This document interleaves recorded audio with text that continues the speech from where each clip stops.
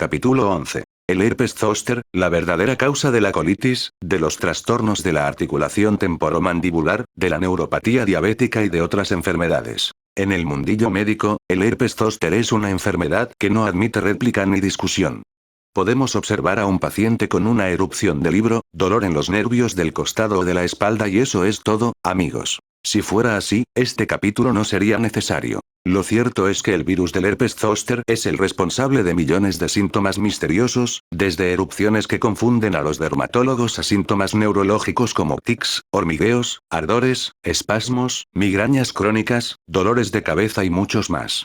Algunas variedades de este virus son las responsables de la parálisis de Bell, el hombro congelado, el dolor nervioso diabético, la colitis, el ardor vaginal, los trastornos de la articulación temporomandibular, la enfermedad de Lyme e incluso la esclerosis múltiple mal diagnosticada. El herpes zóster es una enfermedad que provoca fiebre, dolor de cabeza, erupciones, dolor muscular, dolor articular, dolor de cuello, dolor nervioso agudo, ardor nervioso, palpitaciones cardíacas y otros síntomas sumamente desagradables.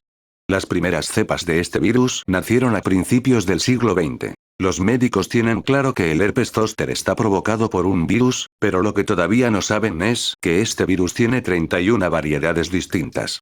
Este dato es importante porque cada uno de los distintos tipos de virus provoca unos síntomas diferentes. También es importante porque las comunidades médicas ni siquiera reconocen que la mayoría de los casos de herpes zóster son el resultado de la acción de un virus. Por ejemplo, cualquiera de las variedades más agresivas de este virus puede provocar los síntomas de la enfermedad de Lyme, pero los médicos creen que esta enfermedad está provocada por una bacteria. En el capítulo 16 encontrarás más información sobre la enfermedad de Lyme. En este capítulo vamos a analizar los 15 tipos de virus del herpes zóster que más infecciones suelen provocar y que casi siempre se tratan de forma incorrecta, en ocasiones con fármacos inmunodepresores, esteroides y antibióticos que disminuyen la calidad de vida del paciente.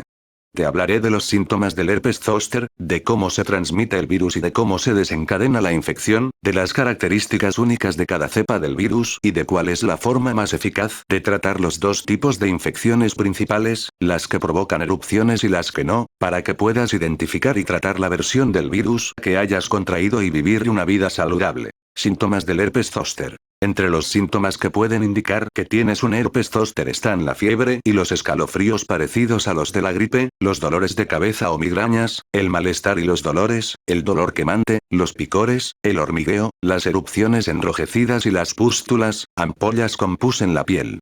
Las comunidades médicas creen que estos dos últimos síntomas, las erupciones y las pústulas, acompañan siempre al herpes zóster.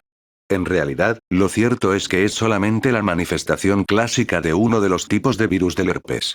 Si un paciente presenta pústulas y ampollas en zonas poco habituales, es usual que los médicos no consideren que se trata de un herpes. Y esto es un error diagnóstico muy común. 7 cepas de virus del herpes sí provocan erupciones en cualquier parte del cuerpo, no solo en las zonas habituales. Y las otras 8 no provocan erupciones. Por tanto, si presentas la mayoría de los síntomas del herpes pero no tienes ninguna señal de infección en la piel y tu médico no es capaz de encontrar una explicación para tu dolencia, es muy probable que estés siendo víctima de un virus del herpes no eruptivo. Transmisión y factores desencadenantes del virus del herpes zóster. Como sucede con cualquier enfermedad de la familia de los herpes, las formas de contraer el herpes zóster son numerosas. Puede transmitírtelo tu madre cuando aún estás en su seno, puedes contagiarte a través de una transfusión de sangre infectada, a través de un intercambio de fluidos corporales, e incluso a través de la sangre de un cocinero que se cortó en el dedo mientras preparaba tu comida. El mito de la varicela. Contrariamente a lo que creen actualmente las comunidades médicas, el herpes zóster no se puede contraer a través de la varicela. Es posible que tu médico te haya dicho que, si has tenido varicela, antes o después tendrás un herpes zóster. Pero no es así. Lo único que tienen en común la varicela y el herpes zóster es que ambos están provocados por un virus de la familia de los herpes que provoca erupciones. El virus de la varicela pertenece a una especie de la familia de los herpes totalmente distinta a la del herpes zóster. No tienen nada que ver el uno con el otro. ¿Y por qué nos dicen que el herpes zóster está relacionado con la varicela cuando no es así? He aquí un gran ejemplo de desinformación que se aceptó en un momento dado porque parecía lógica y que luego se fue transmitiendo hasta acabar totalmente arraigada. Período de letargo y desencadenantes. Si te has infectado con el virus del herpes zóster o sencillamente lo albergas en tu organismo, es posible que no seas consciente de ello durante mucho tiempo. Lo más probable es que lo lleves contigo durante al menos 10 años, y posiblemente durante 50 o más, antes de que dé señales de vida. El virus se esconde en uno de tus órganos, normalmente en el hígado, donde el sistema inmunitario no puede detectarlo.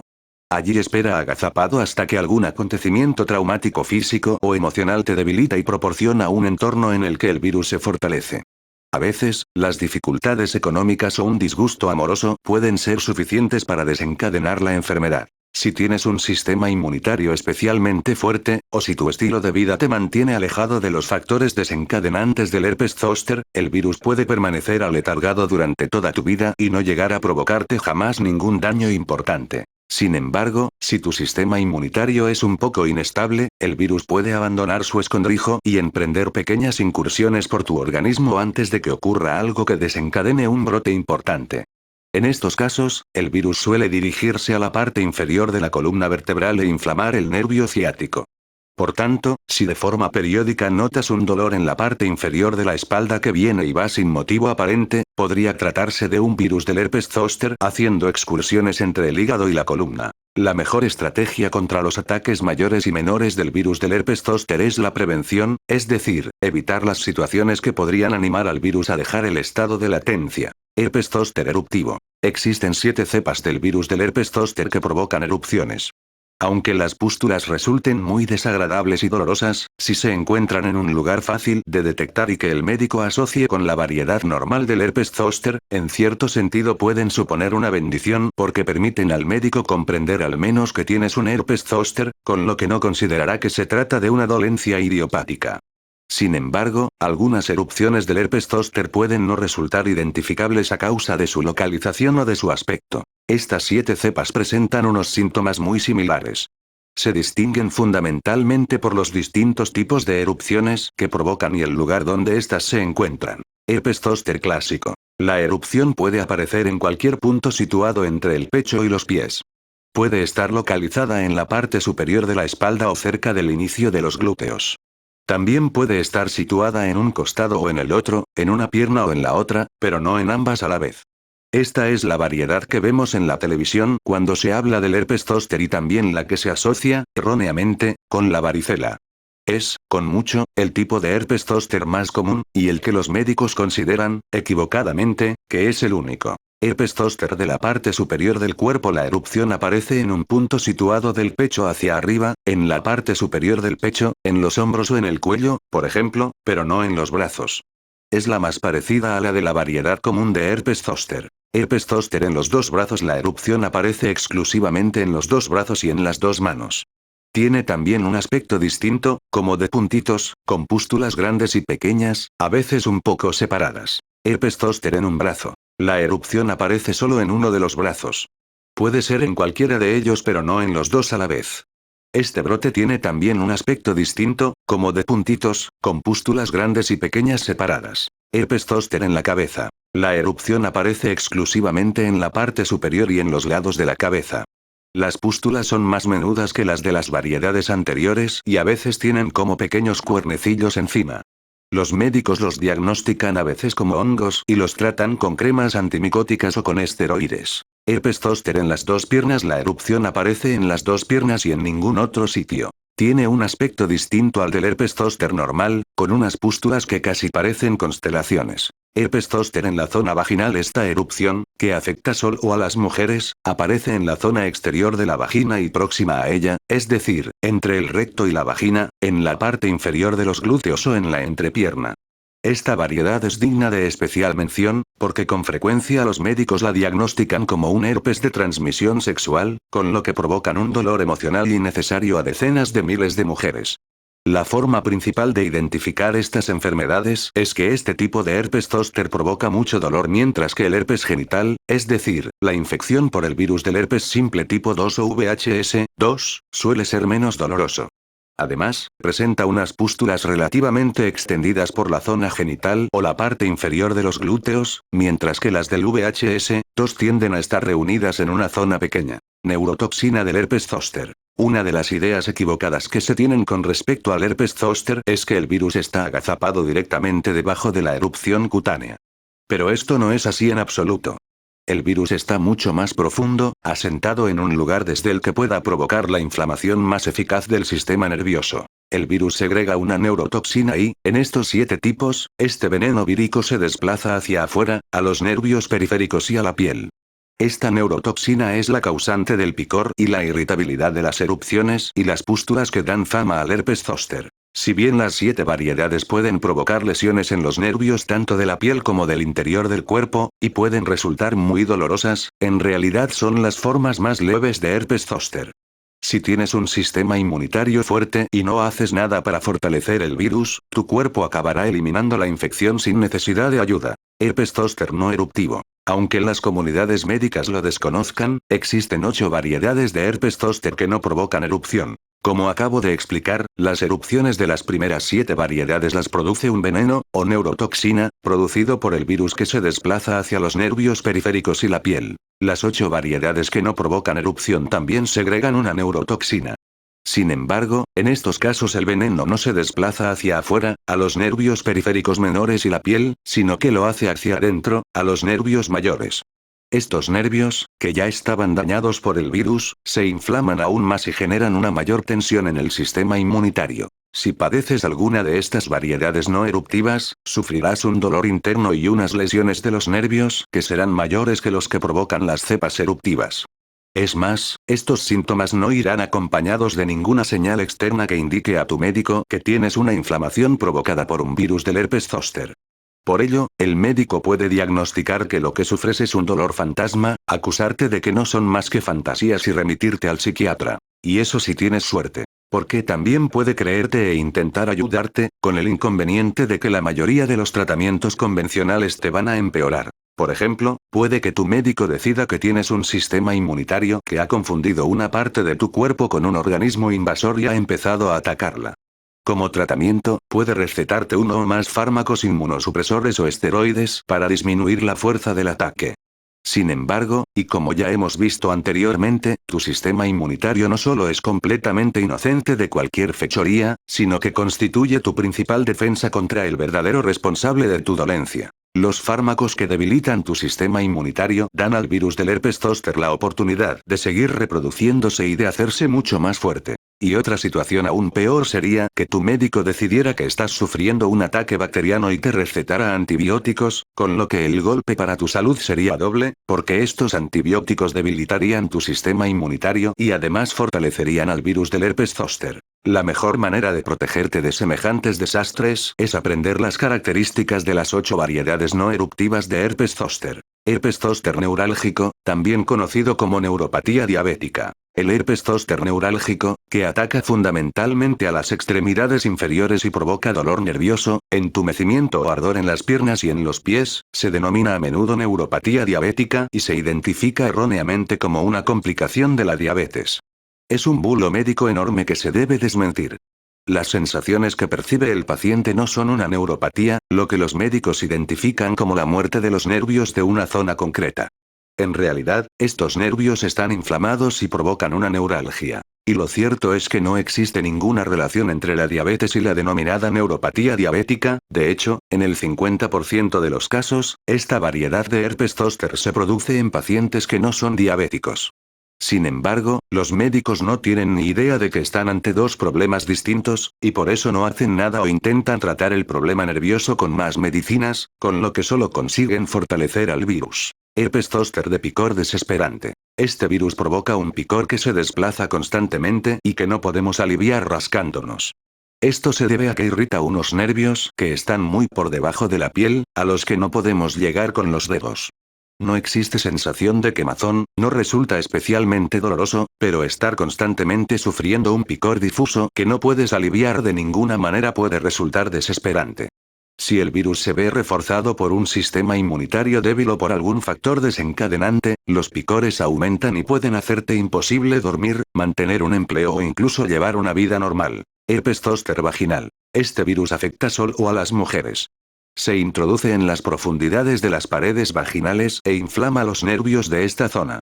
también se desplaza al interior de la vejiga y del recto para causar unos estragos aún mayores, y provoca una sensación de quemazón tan irritante que podría considerarse una forma de tortura. Si el médico no te despacha diciéndote que son imaginaciones tuyas, lo más probable es que lo diagnostique erróneamente como un desequilibrio emocional y te recete un tratamiento hormonal. Como el virus del herpes zóster se alimenta de hormonas, la situación pasa de ser muy mala a convertirse en terrorífica.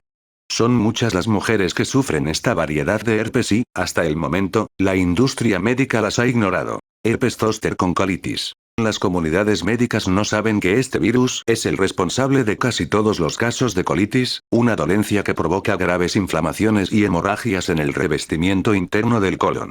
Los síntomas de la colitis incluyen dolor intestinal, sangre en las heces, debilidad y pérdida de peso. La colitis ha sido siempre una enfermedad misteriosa y seguirá siéndolo hasta que las investigaciones médicas revelen que se trata de una variedad de herpes zóster. Pero esto es algo que nadie sabe todavía.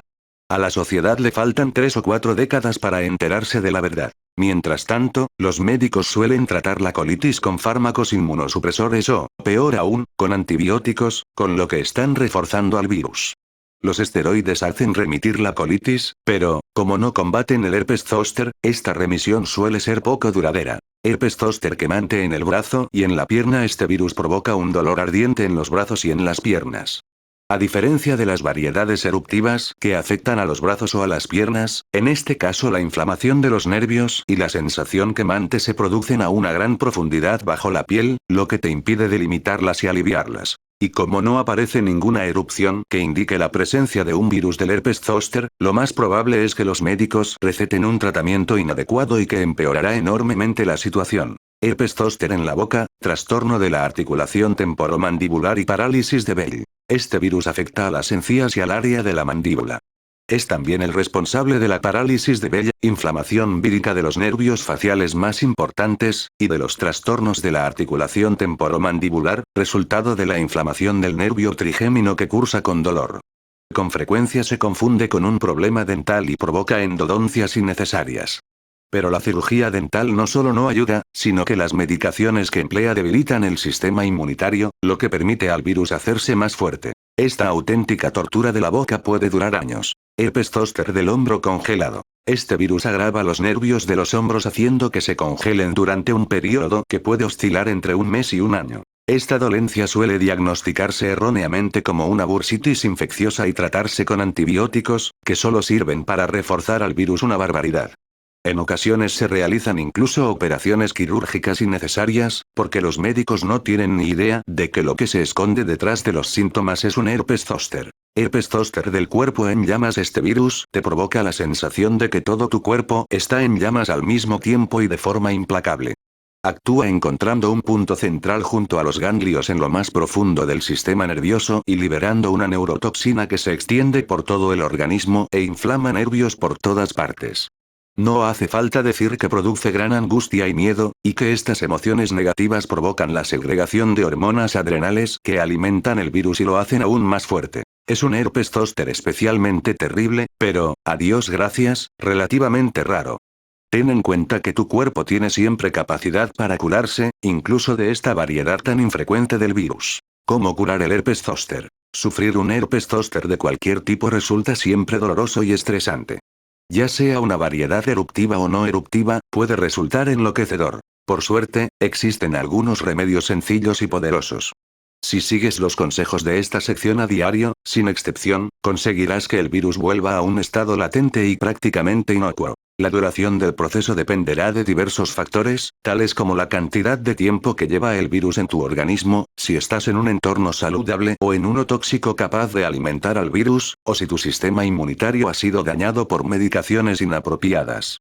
En líneas generales, el proceso puede durar desde un mínimo de 3 meses hasta un máximo de 1 año y medio. Cuídate y cuida a tu sistema inmunitario comiendo bien, haciendo ejercicio y durmiendo lo suficiente. Y como apoyo adicional, lee la cuarta parte, claves para alcanzar la curación. Alimentos curativos. Algunos alimentos pueden ayudar enormemente al organismo a curarse del herpes zóster, ya sea eruptivo o no eruptivo. Cada uno de ellos colabora con él de distinta manera, ya sea atacando las distintas cepas del virus, apoyando la recuperación del cuerpo de los brotes provocados por la neurotoxina, estimulando el sistema inmunitario, curando los nervios y estimulando su crecimiento, calmando la piel inflamada o depurando el cuerpo. Los alimentos más apropiados para combatir el herpes zóster son los arándanos silvestres, el coco, la papaya, las manzanas de piel roja, las peras, las alcachofas, los plátanos, las batatas, las espinacas, los espárragos, la lechuga, las variedades de hojas sueltas y color verde oscuro o rojo, las judías verdes y los aguacates. Hierbas y suplementos curativos. Ácido alfa-lipoico. Antioxidante que repara y fortalece las zonas del sistema nervioso que han sido dañadas por el virus del herpes zóster. Magnesio. Reduce la inflamación y calma los nervios, con lo que evita su inflamación y los espasmos nerviosos. Además, refuerza los músculos situados cerca de los nervios dañados. MSM, metilsulfonilmetano. Restaura los nervios que están tensos por la inflamación y les devuelve un grado de flexibilidad saludable. Vitamina B12, como metilcobalamina o adenosilcobalamina. Repara y fortalece las zonas del sistema nervioso que han resultado dañadas por el virus. Asegúrate de comprar una versión vegetal, no obtenida a partir de pescado. EPA, ácido eicosapentaenoico y ácido docosahexaenoico. Reparan y fortalecen las zonas del sistema nervioso que han resultado dañadas por el virus. Asegúrate de comprar una versión vegetal, no elaborada a base de pescado. Lobelia. Mata al virus por contacto. Matricaria. Reduce la inflamación del sistema nervioso. Amapola de California. Reduce la inflamación y calma los nervios, con lo que evita su inflamación y los espasmos nerviosos. Regaliz. Muy efectivo para disminuir la capacidad de movimiento y reproducción de las células víricas. Zinc. Reduce las reacciones inflamatorias de la neurotoxina producida por el virus del herpes zóster. L-lisina. Disminuye la capacidad de movimiento y reproducción de las células del virus del herpes zóster. Selenio. Restaura los nervios dañados cercanos a la piel. Hoja de ortiga. Reduce el dolor y la inflamación de las erupciones del herpes zóster. Caso real. Dolor en la mandíbula. Terence siempre había tenido una salud bastante buena. Le gustaba jugar al tenis, ir de aventuras con sus amigos y trabajar muchas horas en la empresa de consultoría de la que era propietario. Sin embargo, a los 51 años empezó a desarrollar cierta sensibilidad en la parte derecha de la mandíbula inferior. Siempre que masticaba por ese lado, le irradiaba un dolor hacia la cara. La dentista observó la presencia de un viejo empaste metálico en una de las muelas y lo señaló como posible culpable. «Tienes una infección bacteriana leve en la mandíbula», le dijo. La solución que le propuso fue retirar el empaste y realizar una endodoncia. Tras la intervención, Terence notó un empeoramiento de su estado. El dolor aumentó y empezó a afectar a toda la mandíbula, con lo que le resultaba imposible masticar. Apenas podía hacer frente al dolor con analgésicos suaves. Una mañana, Terence se despertó sintiendo tensión en la mandíbula y, a partir de ese día, esa tensión estaría presente todas las mañanas. Cuando acudió de nuevo a la dentista, ésta llegó a la conclusión de que necesitaba más tratamientos dentales. Le pareció que la muela situada junto a la que había desvitalizado requería atención. Creyó que también el nervio de esta estaba muy dañado y le realizó otra endodoncia. Sin embargo, el dolor de Terence no disminuyó. De hecho, ahora tenía la sensación de que se extendía por el cuello y el hombro. Al final, Terence decidió acudir a un cirujano maxilofacial. Al principio, el médico no supo a qué achacar el problema, pero finalmente consideró que debía tratarse de la articulación temporomandibular. Aunque la mandíbula parecía estar en perfecto estado, el dolor podría estar indicando el inicio de un trastorno. Por si acaso tenía también una infección bacteriana, le recetó antibióticos. Sin embargo, tras 2 semanas de tomar las pastillas que le recetó, Terence seguía igual. Hacía ya 8 meses que habían empezado los problemas. Por las noches, tardaba horas en dormirse. En una escala de 1 a 10, consideraba que su dolor tenía una graduación de 10. Y para rematarlo, su pareja de tenis había encontrado otro compañero y las facturas se acumulaban en el trabajo. Además, sus amigos habían dejado de invitarle a salir de excursión. Un día Terence llamó a uno de sus amigos, Jim, para ver si podían quedar a tomar café, pero Jim confundió la necesidad de apoyo de Terence con una disculpa. «No te preocupes, hombre», le dijo. «Solo Reggie cree que nos has abandonado». Ante el enfado de Terence, Jim contestó. «Es solo una broma. Tranquilízate y ponte mejor para poder venir a la próxima excursión». Terence se sintió derrotado, solo, perdido y con necesidad de encontrar respuestas. Fue entonces cuando encontró mi página web y concertó una cita. Desde el primer momento, en el escaneo y la lectura inicial, el espíritu observó que una variedad no eruptiva de virus del herpes zóster estaba inflamando los nervios trigémino y frénico y provocando el dolor de la mandíbula, la cara, el cuello y el hombro. La causa subyacente no era un trastorno mecánico de la articulación temporomandibular. Sin embargo, la inflamación del nervio había presionado la mandíbula, y eso era lo que le provocaba la tensión que sentía por la noche y al despertar. Le expliqué que ya tenía el virus antes de la primera endodoncia. De hecho, lo había tenido durante toda su vida.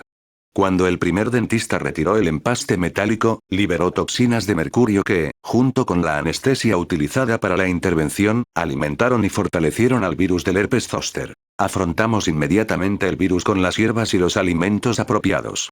Para que Terrence pudiera restablecer su sistema inmunitario, eliminamos también los alimentos antagonistas de su dieta, es decir, aquellos que fortalecían el virus, como los productos de maíz, de colza y las proteínas de suero de leche en polvo que su entrenador le había indicado que debía tomar 2 veces al día. Conocer la verdadera causa del dolor eliminó el misterio y el miedo, y permitió a Terrence recuperar la confianza en curarse. Al cabo de un mes de seguir el nuevo régimen alimentario, el dolor había cedido de manera notable. A los 3 meses, había pasado totalmente la fase crítica. Además, en la cooperativa alimentaria local a la que había empezado a acudir en busca de productos ecológicos frescos, había hecho muchos amigos.